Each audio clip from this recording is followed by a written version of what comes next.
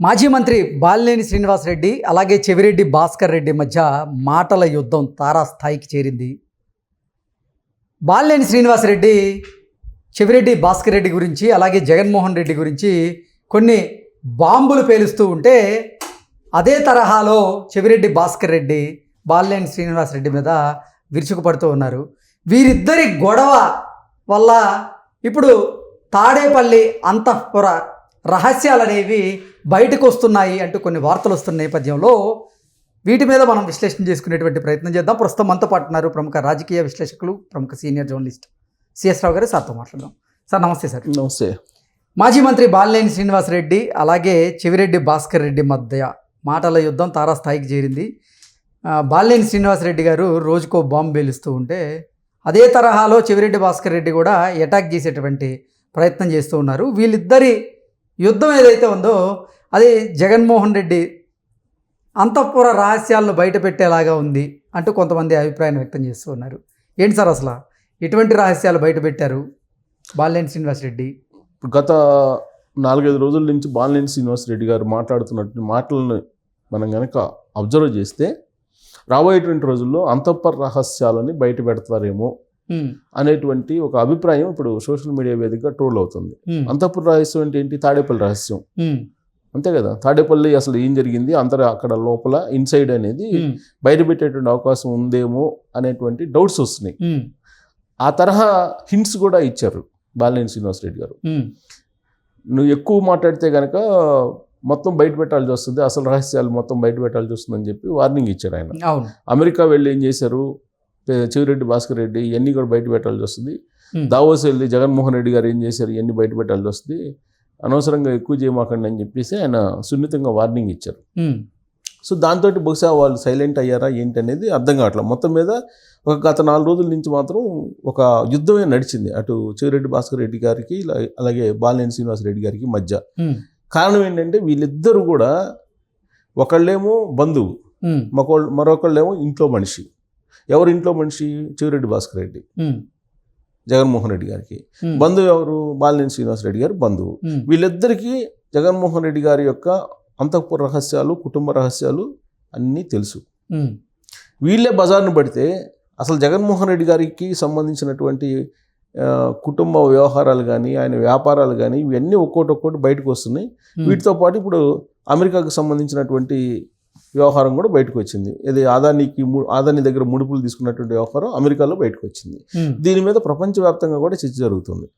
ఇటీవల కాలంలో మనం విన్నది ఏంటంటే జగన్మోహన్ రెడ్డి గారు చేసినటువంటి నేరాలు ఏదైతే ఉన్నాయో ఆర్థికపరమైనటువంటి నేరాలు, వాటి గురించి అమెరికా లాంటి యూనివర్సిటీల్లో ఒక పాఠ్యాంశంగా చేర్చి దాన్ని బిజినెస్ MBA చేసే వాళ్ళకి ఒక పాఠ్యాంశంగా చేశారు.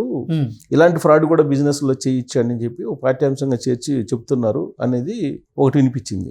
అలాగే లండన్ యూనివర్సిటీలో ఫ్రాడ్ చేసి ఏ విధంగా న్యాయ వ్యవస్థను తప్పుదోవ పట్టించవచ్చు అనేది అక్కడ న్యాయ కళాశాలలో ఒక పాఠ్యాంశంగా చేర్చి జగన్మోహన్ రెడ్డి గారి కేసుల్ని ఒక కేస్ స్టడీగా పెట్టారని చెప్పి విన్నాం. ఇప్పుడు ఆయన ఆ వ్యాపారాల నుంచి ఆయన చేసిన మోసాలు ఇవన్నీ బయటకు వస్తున్న తరుణంలో ఆయన కుటుంబ వ్యవహారాలు కూడా బయటకు వచ్చినాయి. కుటుంబ వ్యవహారాలు ఏంటి? తల్లి మీద కేసేసాడు, చెల్లిని ఆస్తి ఇవ్వకుండా బయటికి పంపించేశాడు. వాళ్ళిద్దరిని ఆయన బయటికి పంపించారు. ఒక కుమారుడు తన తల్లిని తన చెల్లెల్ని బయటికి పంపించారంటే సనాతన ధర్మం కానీ హిందూ ధర్మం కానీ ఏం చెప్తుందని అంటే అంతకన్నా దుర్మార్గుడు ఇంకోళ్ళు ఉండరు అని చెప్తుంది.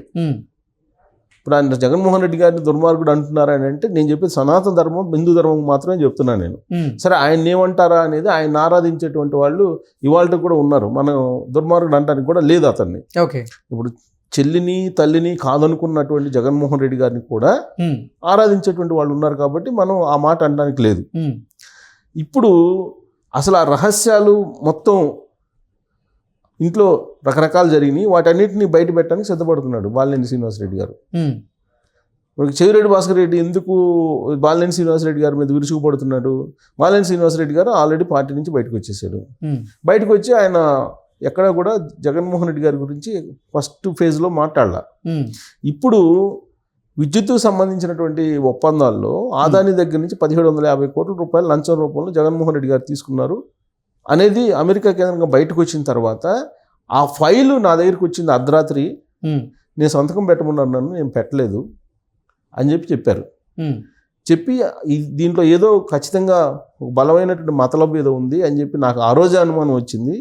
నేను సేఫ్ సైడ్గా బయటపడ్డాను, నేను కన్నా సంతకం పెట్టినట్టయితే ఏమైండదు అనే ఒక అభిప్రాయం వ్యక్తం చేస్తూ దాని కంటిన్యూషన్ ఏమన్నారు, అసలు నేను సంతకం పెట్టలేదు, మంత్రి సంతకం పెట్టారని చెప్పి అంటున్నారు. అంటే నా సంతకాన్ని వాళ్ళు డిజిటల్ సంతకం కింద ఫోర్జరీ చేసుకున్నారా అనేటువంటి సందేహం కూడా వ్యక్తం చేస్తున్నాడు బాలినేని శ్రీనివాసరెడ్డి గారు.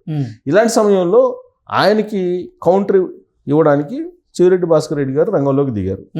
ఆయన రంగంలో దిగి ఆయన ఏం చెప్పారు, నువ్వు రష్యా వెళ్ళి ఏం చేసావు, ఇతర పార్టీల వాళ్ళతోటి కలిసి రష్యాకి వెళ్ళి ఏం చేసావు నాకు తెలుసు, నేను అది బయట పెడతానని చెప్పి ఆయన అన్నాడు. తర్వాత ప్రత్యేక విమానంలో నువ్వు ఎక్కడికి వెళ్ళావో తెలుసు, బాలినేని శ్రీనివాసరెడ్డి నీ సంగతి నాకు తెలుసు అని చెప్పి ఆయన అన్నాడు.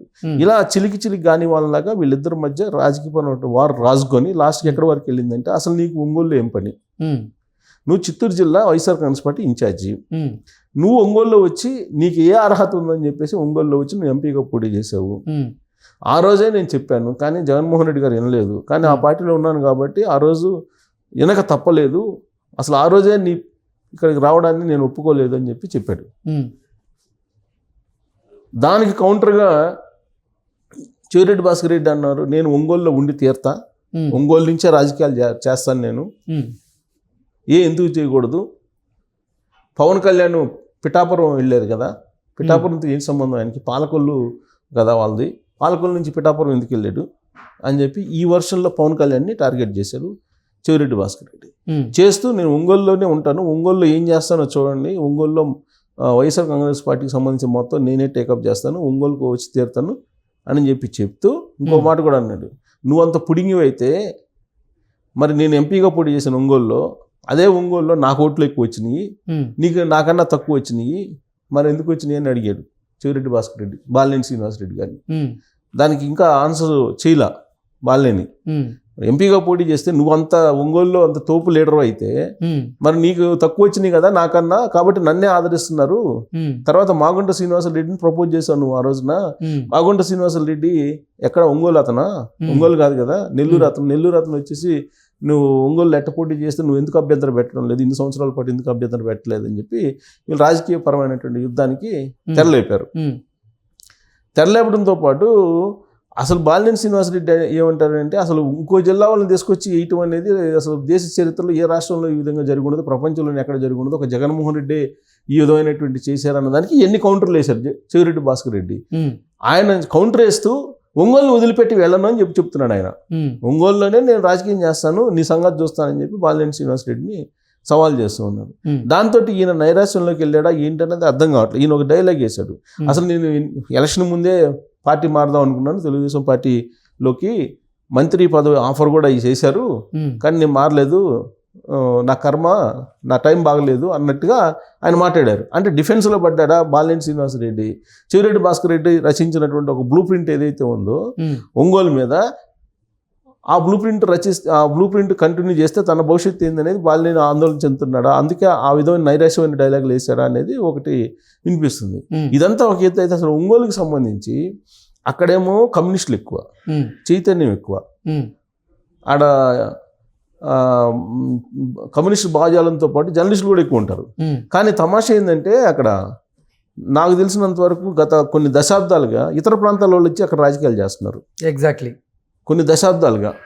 మరి అక్కడ ఉండేటువంటి ఒంగోలు ప్రజలు ఆదరిస్తున్నారు. మరి చిత్తూరులో నుంచి వచ్చినటువంటి చెవిరెడ్డి భాస్కర్ రెడ్డి మాత్రం ఎందుకు ఆదరించరు? ఆయన చెప్పిన దాని ప్రకారం బాలినేని భాస్కర్ ఎక్కువ వచ్చినాయి మొన్న ఓట్లు, నిజమే అది. మరి ఒంగోలు ప్రజలకి నాన్ లోకల్ వాళ్ళు అంటే ఇష్టమేమో బహుశా, అందుకని చెవిరెడ్డి భాస్కర్ రెడ్డి నేను రాబోయే రోజుల్లో బాలినేని సంగతి చూస్తాను ఒంగోలు కేంద్రంగా చేసుకుని అంటున్నాడు. సో వీళ్ళిద్దరి మధ్య చిలికి కానివాళ్ళుగా మాలుతున్నటువంటి ఈ రాజకీయాలు జగన్మోహన్ రెడ్డి రహస్యాలు కనుక బయట పెడితే ఈ విద్యుత్ ఒప్పందాలతో పాటు ఇంకా ఏమేం చేశారు వీళ్ళు ప్రైవేట్గా అనేది బయటకు వచ్చే అవకాశం ఉంది. ఇంకా అంతఃపుర రహస్యాలు అంటే ఏముంటాయి? భారతిరెడ్డి గారు, అవినాష్ రెడ్డి గారు కేసులు, వ్యవహారాలు ఇవన్నీ బయటకు వచ్చే అవకాశం ఉంది అని చెప్పి ఆందోళన చెందుతున్నారు ఇప్పుడు. సో మరి బాలినేని శ్రీనివాసరెడ్డి గారు మళ్ళీ మళ్ళీ కామ్గా ఉన్నాడు గత 24 గంటల నుంచి. మరి ఆయన బయటకు వస్తే ఇంకేమన్నా బయట మరో పెడతారు బాంబు ఏమన్నా పేలుస్తారా? మరి బాంబే ఇంకా బాంబే ఉంటుంది. ఆల్రెడీ వ్యాపారాలకు సంబంధించి మాట్లాడారు, కేసుల గురించి అందరికీ తెలుసు, రాజకీయాల గురించి మాట్లాడుతున్నారు. ఇప్పుడు ఇంకా ప్రైవేట్ విషయాలు ఇంటి గుట్టు బయట పెట్టే అవకాశం ఉంది. ఒకవేళ అది కనుక బయట పెడితే కనుక, ఇప్పుడు తల్లి చెల్లిని బయట పంపించిన తర్వాత ఇంకా వేరే ఏమైనా ఉంటే అవి బయట పెడితే కనుక అవి రాజకీయ బాంబుల్లాగా మారే అవకాశం ఉంది. Okay sir, thank you so much. Thank you.